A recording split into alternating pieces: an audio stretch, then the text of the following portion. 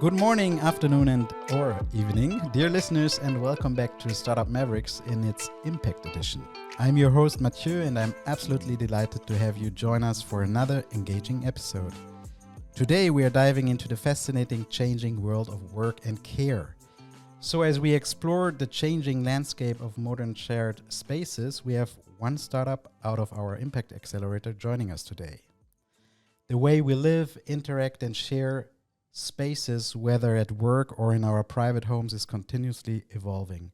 As our society gets older, we need innovative solutions for people that need to be in daycare facilities. This is where Villa Adriano Toldo is coming into the game. Marisa, could you just briefly introduce yourself and the moment when your idea was born? Thank you so much. Basically, the idea was born in 2019 due to the experience and journey we have with my dad's dementia. And it was after facing what is having someone in your family living with dementia that I realized the impact in the society and in the personal experience it is. And for that reason, I come up with some ideas because I saw that many companies provide childcare for their employees, the child of their employees, but basically no one is providing elderly care for their parents of their employees. And no one is providing intergenerational care, so sharing experience between these two groups. And why do you think is it so important to mix care, co-working, and childcare? Well, basically, before COVID, we were one persona at work and we were one persona at home. And after COVID, this line is blurred. We are somehow in a liminal space, and we are basically burnt out also. And the care of our loved ones is taken into the work every day more because we see people dropping off the workplaces in order to care. And I'm asking why? Where we are losing this amount of talent when we can support and provide a better solution and keep them in the workforce. Yeah, because I don't know if the listeners have any clue about numbers here in Germany. Maybe I just might delight you on that. We have over 18 million people in Germany that are over 65 right now, so they will grow, of course, this number. We have 4.1 million people that have to be taken in care, and 1.7 million that have dementia. So 3.1 million people are, how you always say, to be cared at home. So they stay at home, and mostly these are women or daughters that will do the care. And on the other side, we have almost 800,000 kita places not there until 2025. So this means that 1 to 3 million people, mainly women, will not be at the labor market the next years. So this is why we, of course, need solution for this. Yeah. Just two more numbers, and then also the questions we have, because I think most of the listeners don't know this. Because why think about it when you live your daily life? You don't think about, what's going on with me in 20 years. But it's important to do this right now, because then you might have a better aging time. Yeah, so right now we have 6,000 daycare facilities in Germany, reaching almost 100,000 people. Why do you think we talk so much about kindergartens and kitas and not that much about the need of daycare places? Well, I really believe that it's a stigma problem here, and it's painful. So when you talk about your elderly loved ones, they are not going to be the same they were when they grow up you. They are not going to be your hero, but they are going to be a person in need. This is extremely painful. Instead of, when you talk about childs, it's joy. So they start to walk, they start to talk, they start to do something for movements and these kind of things. In the other case around, is the opposite, and it's really, believe me, painful. And you try to protect your loved ones because you want to keep the dignity of them. And this is why I think we don't bring this topic to the workplace. Yeah, I think also it's more funny to tell about the children at home that did this and that instead of talking about, yes, my mom went away, I cannot find her anymore. Of course, other countries are dealing differently with this. On the other side, we have already right now countries where you sell more diapers to old people than to young people. For example, in Japan, you have traveled a lot in different countries also and seen other possibilities to do the daycare thing. But what I think is also important that in other countries, in other cultures, it's a totally different dealing with old people, because mostly you have them living with all the generation, for example, in one house. Concerning our Western capitalistic societies, we have much more separation of families, and of course the older then will go to a care place. But what have you seen in the world where you think this could be useful, even though in a capitalistic society like we have right now? Well, this is super interesting because care, and since this is a super sensitive topic, we really need to face the cultural part. And Japan is the oldest country in the world. And as you say, they treat elderly with a lot of dignity and respect. And they have some intergenerational facilities, amazing, because people think that it's good for the elderly, but it's also super good for kids. So it's a win-win situation. So I really love what I saw in Japan, in Australia, in United States, in UK. It's a place that's called Apples and Bee, and I love it. Judith had a TED Talk, and it's super inspiring. And I was in Holland in March this year, and and your heart just is blooming about what you see, what is possible and also realistic. And also you have some examples also in Germany. You have an intergenerational facility with the Deutsche Rotkreuz in North Germany, quite new from 2021, and it's really inspiring. So I guess we really need to see that it's a positive side for all the society. But what I really understand is the combination of elderly care and kindergarten, for example, so that you have children playing with elderly people and the elderly people taking care a little bit, because, of course, like this, they also have something to do. It makes sense for them.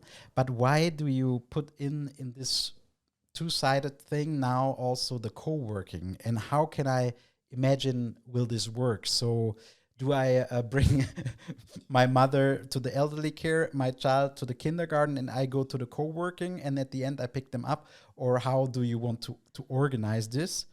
And is it open also for everyone, the elderly care, or is it like really the family who brings the mother? Because this is for me a strange thought. Yeah. Well, thank you for asking, because this is a burning question I get everywhere. So I have now the support of the University of North Texas, and they are reaching with this stigma thing. So we have a meeting next week to see the results.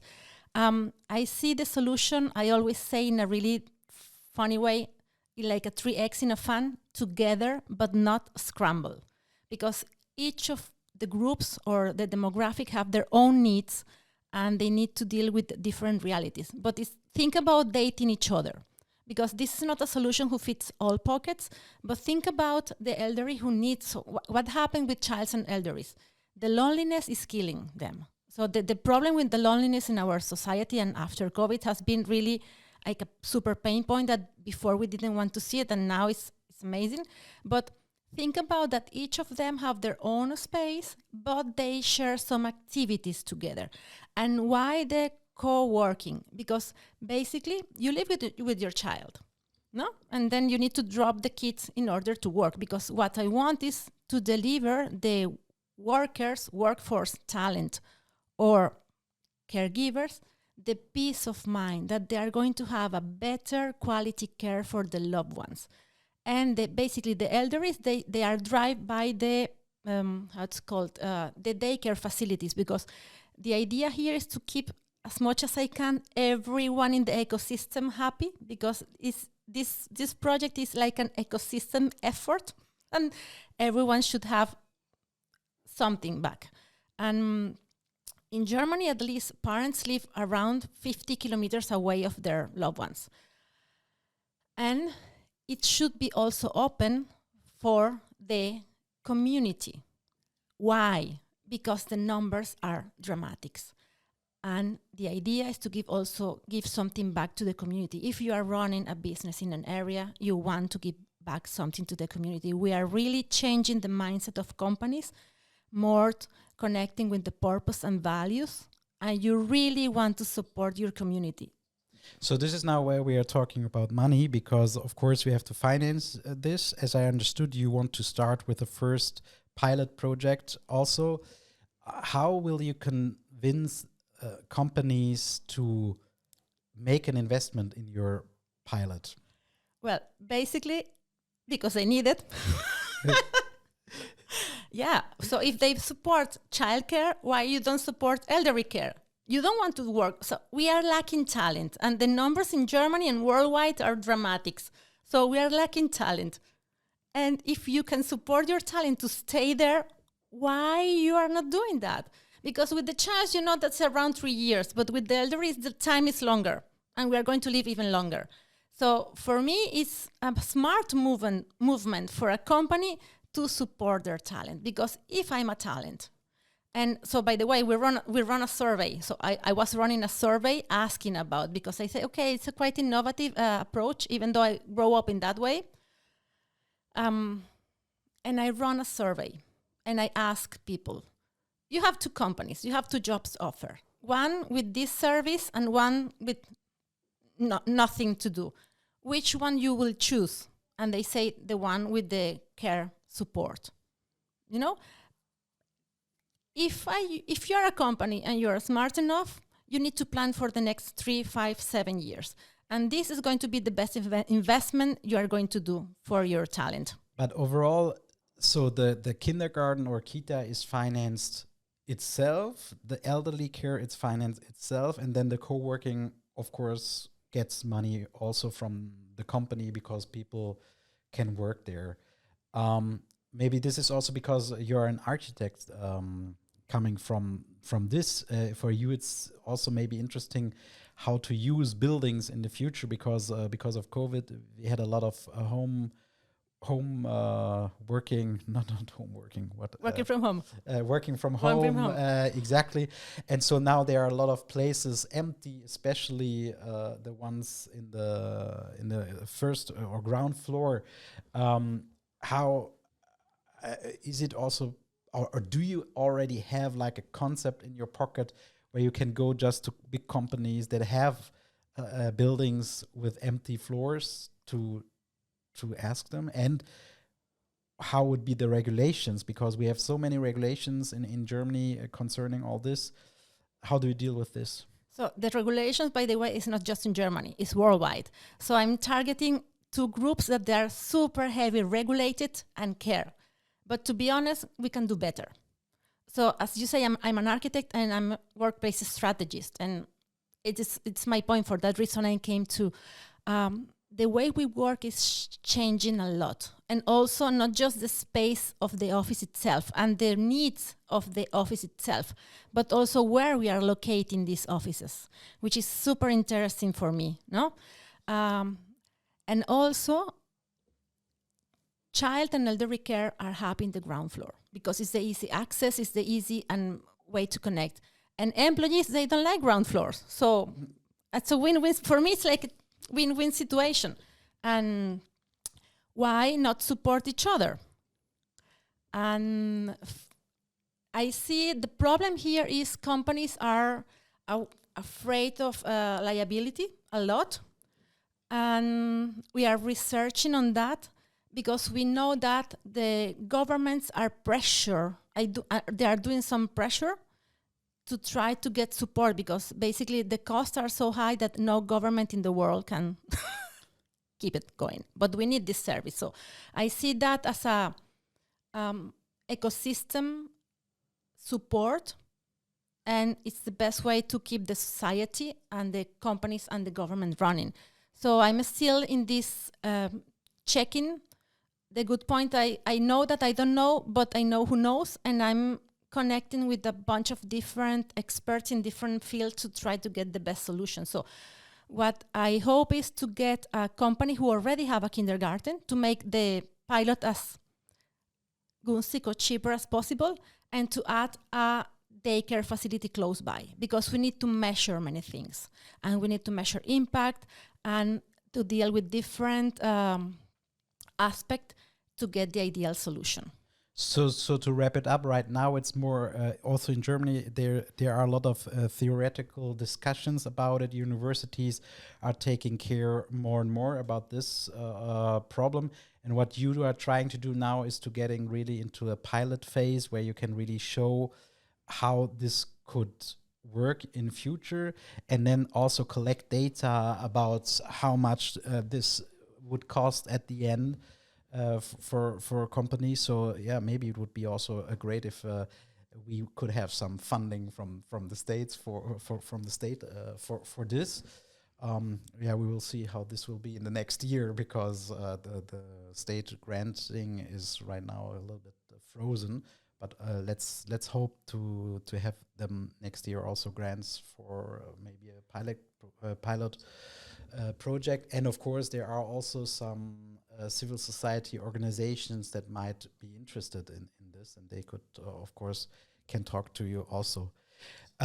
Just to close, I just want to say, could you say in 3 words, what are your wishes for your business in the future?